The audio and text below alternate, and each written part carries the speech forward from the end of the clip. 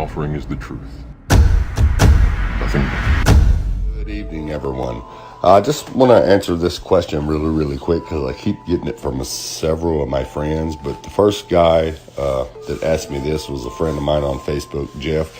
He asked a question. If the ice wall circles our entire flat plain, how can the elites possibly monitor every mile of the perimeter to keep anyone from getting access? Well, Jeff, and everybody else who's asking, that's really simple. I'm going to explain it to you guys really quick, okay? Check this out. Now, what you have to understand is this is a Royal Navy ice patrol ship. It's also an icebreaker. It can get through places no other ship can go, and even if it tried, it would be crushed into a million pieces, okay? This ship is designed to cut through the ice and come and find you. Now, the only way that this Royal Navy ship is going to come looking for you in the ice is if you make it past 60th parallel. And at the 60th parallel, you will be turned around by just your average Navy warship. Whether it's China, America, Russia, whatever country you are close to, when you get to that 60th parallel, that country's Navy is going to send a cruiser or a warship out to turn you around. They are the first line of defense. The final line of defense is this Royal Navy ship right here. Now, I'm just showing you one. I'm not going to take up a lot of time showing you each one of these icebreakers because there's an icebreaker for each territorial boundary of the 80th parallel, just as there's a warship for each territorial boundary of the 60th parallel. Okay, now let me help you understand that. On a so-called globe, this right here would be the 60th parallel south. And this is where the average Navy battleship will turn you around and tell you that you are in maritime waters. Okay, now that you understand that, on a so-called globe, this right here would be the 80th parallel south, which is basically the whole coast of what you have been taught to believe as the Antarctica. And this is where the Royal Navy icebreaker ship will track you down. Now let's have a look at the 80th parallel on a flat earth map.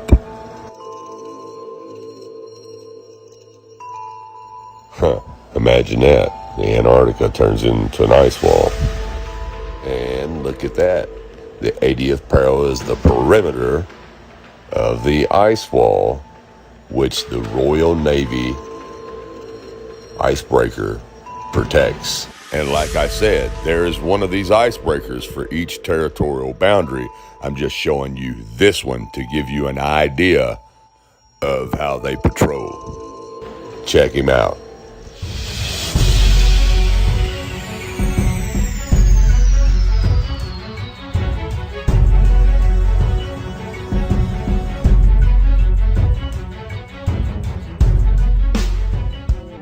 HMS Protector spends up to 330 days a year in the ice-packed seas of the South Atlantic and fulfills a unique support role. This ice patroller is equipped with 2 cranes capable of lifting up to 60 tons of supplies. With 4,741 horsepower and a uniquely shaped bow, Protector has the capacity to break through thick ice. Up to 65 personnel on board are given huge amounts of responsibility, rotating within a 330-day patrol. HMS Protector also provides support to the British Antarctic Survey, providing manpower and supplies to the 2 stations that secure a British presence in the area. The vessel arrived at Portsmouth Naval Base in May 2011, tasked with renewing the Royal Navy's ice patrol presence in the South Atlantic. Tasked with renewing the Royal Navy's ice patrol presence in the South Atlantic. Tasked with renewing the Royal Navy's ice patrol presence in the South Atlantic. But the Protector, which finally departed Teesside at the end of last week, is a ship far better suited to serving on the edge of the frozen wasteland. Serving on the edge of the frozen wasteland. Serving on the edge of the frozen wasteland. The ice makes it impossible for ships to reach any of the bases for about 8 months of the year. We can only get through between November and March. That's summer down here. After that, the power of the ice is so great, even a modern ship would be crushed if it was trapped in it. So, like I was saying, this Royal Navy icebreaker ship is designed to cut through this ice and come find you. You also have buoys on the ocean that have been there for a long time. I think maybe even all the way back to maybe World War II. But anyways, check this out. Even if you can go under the radar of the Navy, they have these buoys that set off signals that will notify the Navy of your exact location. Now, 10 chances out of 10 are that you're not going to pass just the average Navy battleship. If you do, of course, then you have this Royal Navy icebreaker ship waiting on you. That's his job. That's what he does. Here is a Google diagram of how it works. Just simple towers. The buoys are like towers on the ocean because the ocean is flat. So they send a signal to each one. And as soon as that signal goes off, when the waves get just a little bit rough, they know exactly where you are. And if you've ever seen a Navy radar, you would know that. Look at it. It's a flat, round disc. Shows the whole Earth. Now, I'm going to show you guys something. They even show you how they can find you without using radar. They hit it in the movie. Check this out. Pearl Harbor here. We're approximately here. And they, whatever they are somewhere in the middle. We're trapped out here. What we know right now is we can't target them unless we have a plain line of sight. Without radar, we have no way to track them, correct? Correct. Okay, so they can't see us and we can't see them. And we have no way to hit them from a safe distance. There is a way. A way? A way of seeing them without seeing them.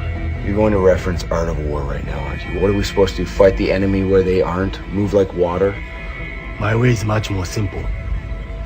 We've been doing it to America for 20 years. Water displacement. How do you track water displacement? Tsunami buoys. Tsunami buoys. You have them surrounding your islands, transmitting displacement data. We hack into their transmissions, form a grid. You can't track anything without radar. I don't need radar. Just the radio frequencies.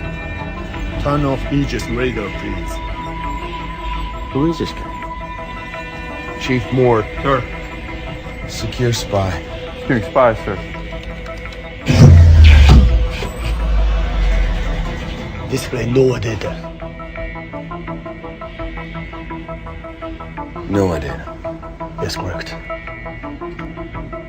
You heard him. Display no data.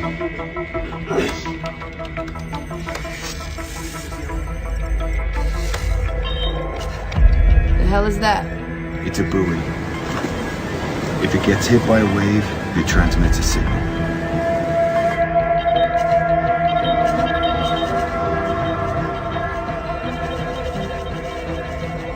Bring up chart plot. Chart plot. Bring it up.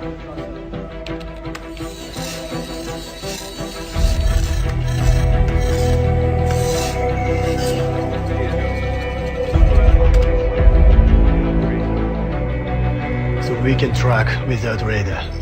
We would practice it as a contingency plan. Dirty, cheating, sneaky. Rough world. I like it. Captain.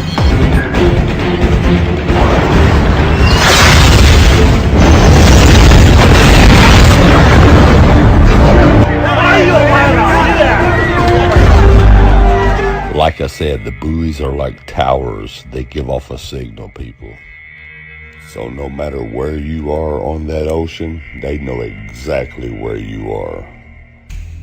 Now, I cannot show you what will happen if you do so happen to make it to the 80th parallel south, but I can tell you what happened to some people who tried. Check it out. The Dagbladet. Polar explorer and television celebrity Jarl Andahoy, 38, sits in the dock, the Nordtroms District Court, accused of having carried out his third voyage south of the 60th parallel in Antarctica without permission. He is also accused of having sailed without insurance, so the provisions of the Antarctic Treaty requires. The expedition took place a year ago, where, among others, comedian Anne Cat Hareland, 43, and rock guitarist Peter Barley, 50, was on the journey. The voyage constitutes television program Berserk in Pioneer Waters, which premieres on TV Norge tonight. There's an advanced sentence. Andohoy believes the charges against him are baseless. He points out that the sailboat is registered in Russia and claims to have acquired permission from the Argentine authorities before the expedition started. Ever since 2011, I have been treated as terrorist in Antarctica by the Foreign Ministry and the Norwegian Polar Institute. They've stolen equipment, withheld information, and tried to stop my expeditions, says Andohoy. He believes everything started 5 years ago when he went on an expedition aboard Antarctic yacht Berserk with a crew of 4. The aim was to celebrate the 100-year anniversary of Roald Amundsen's trip to the South Pole. The expedition ended dramatically when the sailboat disappeared in the Ross Sea. Andohoy was even on land, along with 18-year-old Samuel Massey at the time. Comrades Robert PCP, who is 34, Tom Gizel Bellica, 36, and South African Leonard J. Banks, 32, were never found. Andohoy was fined 25,000 kroners after the expedition. He endorsed this writ. In 2012, he returned to Antarctica to find out what had happened to his friends. Again, Andohoy was fined for having traveled to Antarctica without licenses and insurance. Foreign Affairs and the Norwegian Polar Institute have opposed and tried to stop me. They still do. The entire input on this matter was that I had permission to sail, something I had said, Andohoy said, adding, "It will be exciting to see where they are now. This is a tragedy for me and other relatives who have lost shipmates and sons in Antarctica. The essential question is if there was an accident that was just swept under the carpet. Unreasonable. Foreign Ministry rejects accusations of the Arctic explorer." The documents showing Andohoy alleged authorization of Argentine authorities for permission to conduct the voyage were sent over to the prosecutor late Tuesday night. They were assessed whether grounds for the examination. The reason is Andohoy complained that the dismissal was a violation of protection zone determination. The Berserk believed they died unnecessarily. 3 crew members, Robert and 32, Tom 34, and Leonard 36, Antarctica on the Bezelschnitter and Horseshoe Bay, McMurdo Sound. Samuel and Massey were back from the pole before the Berserker disappeared. Andohoy got a text from the crew that read, "Everything is good, atmosphere is good in Horseshoe Bay. Contact us." Expedition participant Manuel Hernandez has gone through these documents today. Prosecutors reject Andohoy's written permission. The prosecutor asked today about the 30-day suspended sentence and fined 45,000 kroners for Jarl Andohoy. "I do not wonder if I will be convicted. I am going to appeal all the way. I do not give up," says Andohoy. So they're calling him a terrorist for going to the Antarctic. Okay, so as everyone can see, these are the things that will happen to you if you get caught somewhere between the 60th and the 80th parallel in maritime waters under the Antarctic Treaty. We got boats disappearing, people getting killed, and this man right here got jailed and fined. Now think about that, people. Jailed and fined, boats disappearing, people getting killed, all because they're going over here to try to check out this big old snowy ice continent that supposedly don't nobody live on but some penguins. Think about that. Think about that. Now, I don't care whether you believe me or not. That's on you. I'm just telling you the facts. And I'll also leave a link to this story in the description. Anyways, let's move on. Now, let me show you what will happen if you make it to the 60th parallel south. And that is nowhere even near the ice wall. And these guys are nowhere near the 60th parallel. I'm just using this video as a demonstration to show you what happens when you enter maritime waters. And the 60th parallel is maritime waters, which falls under the Antarctic Treaty. He will yield.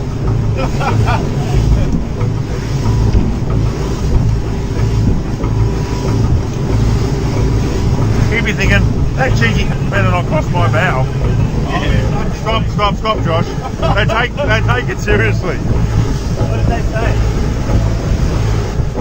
You got to yield. You can't just fucking. They think you're going to charge them. We don't know for sure, but they did say something to us. No, they did. They come back last call. Yeah, fucking talk to them. Actually going around. He's turning. Stop. He's turning. He is actually turning. You said about the ship yesterday. No, he is turning. Fucking hell, what have we done now? It's turning, Josh. Just sit still. He's slowed down, has he? Yeah, he's really slowed down. No doubt we were in trouble. What for?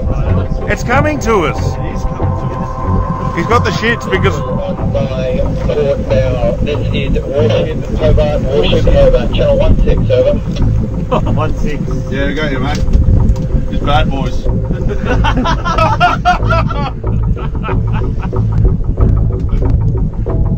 Did he come back? Gonna go channel 16.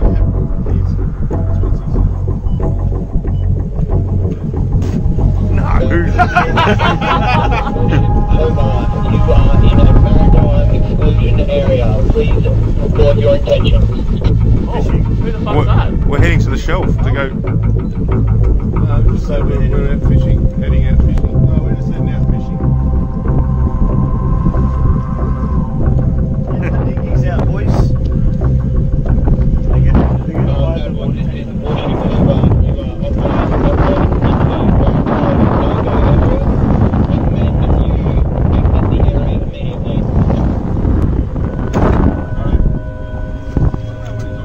Going that way. We're just traversing.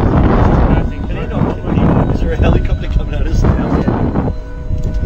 Are we allowed? I don't know. What Just travel, just go. Just go. He sent out the chopper. That's a drone. Is it? That's unreal. Now, like I said, these guys were nowhere near the 60th parallel. I'm just giving you an idea of what happens when you reach the 60th parallel, which is maritime waters. Anytime you enter maritime waters, this warship right here, not this specific one, whichever one is patrolling that territorial boundary, will turn you around. Now, let's say you can make it past this territorial boundary of the 60th parallel. Also remembering that you can only make this trip 3 months out of the year before the ice fields start closing in. So let's say you can make it that far and somehow get close to the 80th parallel, which is where the Royal Navy icebreaker will be on guard and patrolling. And now, let's just say you can get past that bad boy. If you do, then you have about 5 or 6 foot of ice that's frozen on top of the ocean water that you have to break through. And you have to break through miles of that ice before you even get to the real ice wall. Personally, I think the unconquered south face is the only one worth scaling. It's a 20,000 foot sheer wall of ice, but that's never stopped me before. Risk? Of course I'm aware of the risks. Thank you for your concern. So let's say if you can get past all the ice on the ocean and make it to the wall, then you have to find a way to get up the 200-foot wall. Okay? Now let's say you can get past all that. Then what you have is an ice desert that just goes on and on forever, filled with mountainy terrain and temperatures that are 150 degrees below zero. Now, if you can somehow make it past all that, you might find the firmament. Everyone, thanks for watching, and God bless.